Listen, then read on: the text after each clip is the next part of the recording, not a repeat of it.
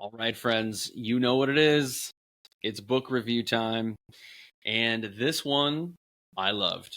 This book, The Coaching Habit, is kind of all over the map in terms of reviews on Amazon and Goodreads. It averages a 4, but I'm going to give it a little bit higher grade than that. The subtitle of the book is Say Less, Ask More, and Change the Way You Lead Forever. One of the things that I kind of zoomed out and I thought about this book and my opinion of this is you might be thinking of the title and say, well, Chris, I'm not a coach. I'm not a leader. I don't think you need to be a coach to read this book because guess what? I believe everybody's a coach already, whether you're a parent, a youth sports coach, whether you're a teacher at school, or you really are a business leader, a CEO, an entrepreneur. You are leading at minimum. You lead your clients. You lead the people you work with, even if you're just on a team and you technically work for other people. And the premise of this is really to get out of the muscle of just offering advice. He calls it the advice monster. And I want to read a couple things that I thought was really interesting that were big takeaways for me. Toward the beginning of the book, he says, to build an effective new habit, you need 5 essential components: a reason, a trigger, a micro habit, effective practice, and a plan. Now, big thing for me here is obviously you need the self-awareness first, but ultimately, if you're going to make any plans of changing, you have to want that. You have to have the self-awareness that something's wrong. And then more importantly, you have to have a plan. If you want to get from point A to B and B to C, you have to have an effective plan. So throughout this book, there is a lot of great resources. There's a lot of opportunity to write down your findings and the things that you want to work on or need to work on. I love the framework that he provides, whether it be asking questions and so on. And so to me, this is an easy read. It's a fun read. It's very accessible. And what I mean by that is, for whatever reason, I am not a big fan of books that are a word salad. In other words, they're academia, they pontificate. And at the end of the day, the best things in business, the best things in marketing and in leadership are messages that are simple.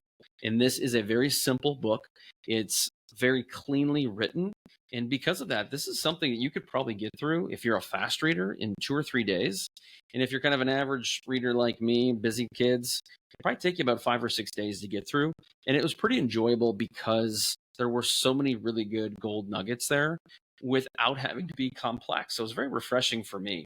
I want to read you kind of these 6 questions that he talks about. And he finishes a lot of the sentences with, and what else?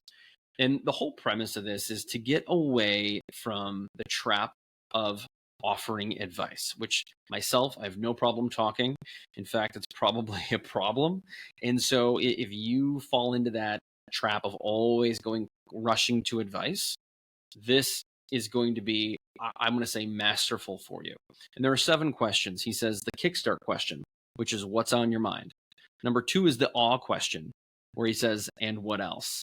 So once you get that answer, what else? You want to get people to continue to go, because so often when you're asking questions, a lot of us are like, oh, I guess I have the answer for that already. I just didn't think about it that way. So framing questions can help other people navigate to the answer as if they found it, rather than if the leader gave it to them. That's why asking questions is so powerful. Number 3 is the focus question, which is, what's the real challenge for you here? Number 4 is the foundation question, where he asks, what do you want? Meaning, what do you want to get out of this? Where do you want to go? Number 5 is the lazy question, which is, how can I help with that? How can I help? Number 6 is the strategic question. If you're saying yes to this, what are you saying no to? So if you want to do X, what are you going to get rid of? If you want to go here, what are you going to stop doing? Because most of us are already full. We already have enough stuff going on in our life. And number 7, the final question, is the learning question. What was most useful for you here? So if you're going to wrap up a coaching session, a listening session, what is it that was most useful? Let's put a bow on this conversation. Let's recap so that you know and I know what were the biggest takeaways here for you.